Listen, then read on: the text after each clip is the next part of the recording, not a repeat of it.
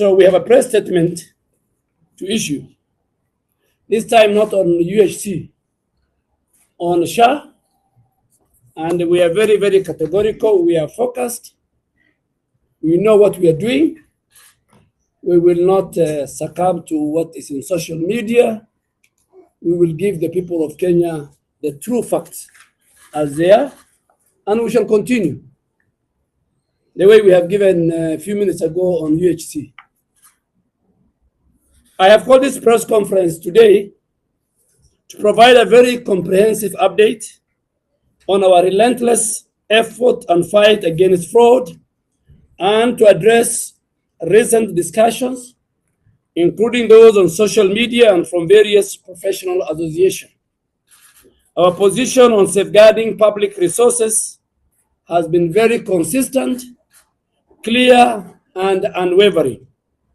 As articulated in my previous press statement, which I did on the 16th of June, on the 30th of June, and on the 8th of August, our commitment to uncompromising stance against fraud is a foundational pillar of the Taifa Care program.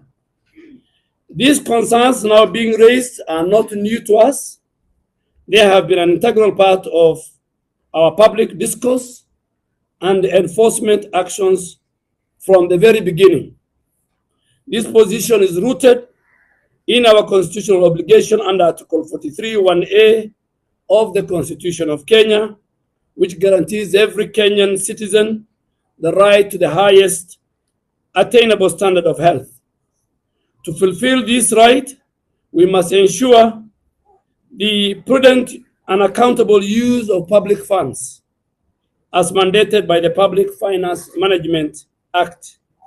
Every shilling, I repeat, every shilling contributed to the Social Health Insurance Fund must go towards legitimate, life-saving healthcare for the people of Kenya. On ensuring transparency and social accountability, we are committed to transparency, and that's why we have continuously published the list of health facilities paid by the Social Health Authority, even though we are not legally required to. This public face approach ensures the public can hold us and healthcare providers accountable. In that spirit, here is the current status of claims processing since Taifa Care rollout on the 1st of October 2024. The claim status for PHC, or the Primary Health Care Fund, which is free, which Kenyans access at level 2, level 3, and level 4 outpatient, and paid for by the government under the leadership of President William Ruto. The total claims submitted since October 2024, health facilities have submitted claims totaling 9 billion shilling to SHA. The total claims paid, SHA has paid out of that 9 billion, 7.7 billion to health facilities. We have the health facilities, their names, their bank accounts, and we can account for every shilling we have given to them. The balance, which is 1.3 billion, will be paid in the next payment cycle. Claim status for the Social Health Insurance Fund, the total claims submitted, health facilities have submitted claims to SHA totaling 82.7 billion.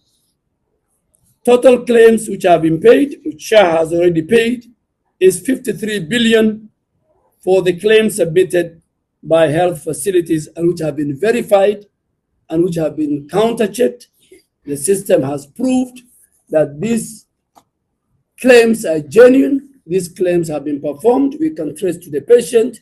We can trace to the doctors who did those surgeries. We can trace to the drugs dispensed to the people of Kenya. Total claims approved and waiting payment, Claims totaling 6.4 billion have been approved so far and are pending payment. These claims are for part of the portion of July and will be paid in the next cycle. In fact, even within this week, some of those claims will be paid.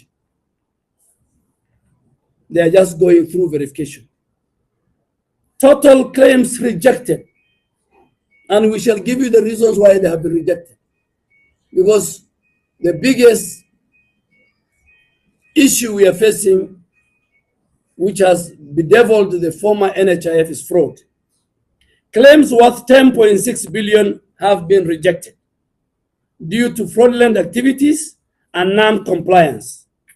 This action is taken under the authority of Section 48(5) of the Social Health Insurance Act 2023, which outlines penalties for providers who knowingly or fraudulently alter information to defraud the authority.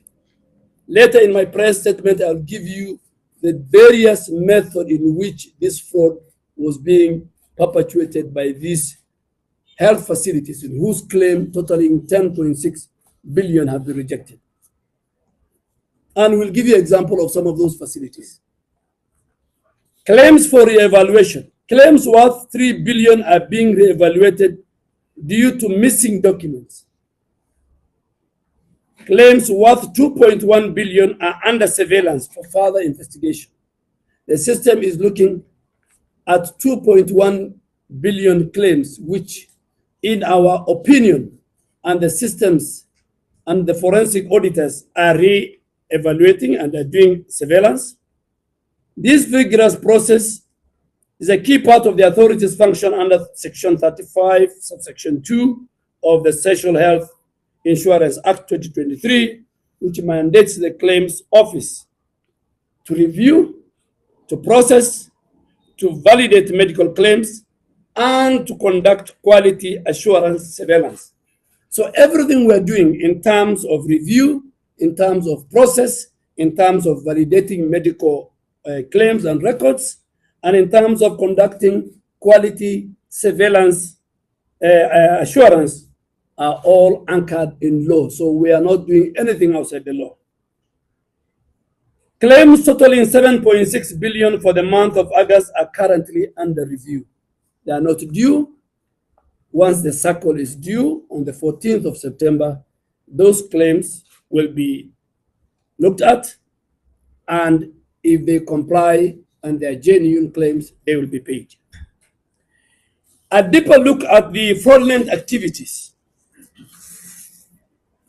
The healthcare fraud is a global problem, draining an estimated 3 to 15% of the healthcare expenditure annually. In Kenya, the Association of the Kenya Insurance, AKI, reports that fraudulent claims account for 30% of all payouts. This isn't just a challenge for us at the Social Health Authority and the Ministry of Health. It's a systemic menace. Our rigorous enforcement is a necessity, and let me say it's not an option. Tumesema tunaweka E-Procurement. Wacha ijulikane imenunuliwa pesa ngapi na imeuziwa serikali na nani. Na mbona mtu wa shilingi 2 hakupata hiyo kandarasi, mtu wa shilingi 10 alipata. That is what we want to do. Mimi najua kuna resistance. Procurement officers, accounting officers hawataki hiyo maneno kwa sababu wanataka kuendelea na ukora ya zamani. Alafu ndio wanaandika headline, sijui Mbadi, sijui 5 billion, sijui nini. Nyinyi na ukora yenu na maheadline yenu na ufisadi yenu hamuwezi kutuzuia kuhakikisha ya kwamba pesa ya serikali inatumika inavyopaswa. And we are going to implement E-Procurement. There is no going back. Any official who is not ready to work with us in E-Procurement, they can as well leave. Waondoke kwa serikali, waende watafute kazi nyingine. Ama namna gani? Tuko pamoja ama tuko pamoja, my friends? Mnasema tuendelee ama tuendelee? Na vita ya ufisadi hakuna mahali itasimama. kama ni kwa bunge, kama ni judiciary, kama ni executive, kama ni county, kama ni maofisi zetu za mawizara, we are going to make sure that every penny that has been given by the people of Kenya must be spent as is required and must be spent for the purposes for which that money was meant. And we are going to be firm and we are going to be steady, and no amount of blackmail, intimidation or whatever they want to do is going to stop us. Tunaelewana ndugu zangu? Tumekubaliana watu wa Siaya? Mwisho, huyu bishop ambaye ametunenea neno la Mungu in a very profound way, ametueleza vile vile kuna cathedral inajengwa hapa. Na katiba ya Kenya, the opening ya katiba ya Kenya inasema, we the people of Kenya, acknowledging the supremacy of God of all creation. Yani kabla hatujasema ofisi ingine yote, tunasema nani? Tunasema Mungu. So wale wako na kisirani na sisi na Mungu, shauri yao, waende wasome katiba kama hata wameshindwa Biblia. Ama namna gani? Si ndio? Sisi tuliandika katiba sisi wote na tukasema tumejipatia. So bishop, hiyo cathedral ya hapa Siaya, mnajua imejengwa miaka 20. Just imagine. Nyinyi wote hapa, kila mtu hapa amejenga nyumba yake amemaliza. Lakini kanisa ya Mungu hapa imekwama. Na tuko hapa. Na tunaongea Kiingereza mingi, sijui tunaongea sana Kijaluo, sijui na nini. Sasa hii na mnajua Yesu anaweza kurudi anytime. Sasa just imagine. Yesu arudi, sisi tuko manyumba yetu, hii cathedral iko itakuwa makosa makubwa sana. So lazima tumalize hii cathedral. Mupende msipende. Hapa namna gani? Hapo tu peke yake ndio naweza kuruhusiwa kusema mupende msipende. Hii cathedral we must finish it. Sawa sawa. So kwa sababu bishop amenionyesha inatakana hapa, inatakana hapa, inatakana namna hii, inatakana namna hii, inatakana pesa nyingi. So nyinyi mtafanya sehemu yenu na mimi tutafanya sehemu yetu pamoja na marafiki wenu.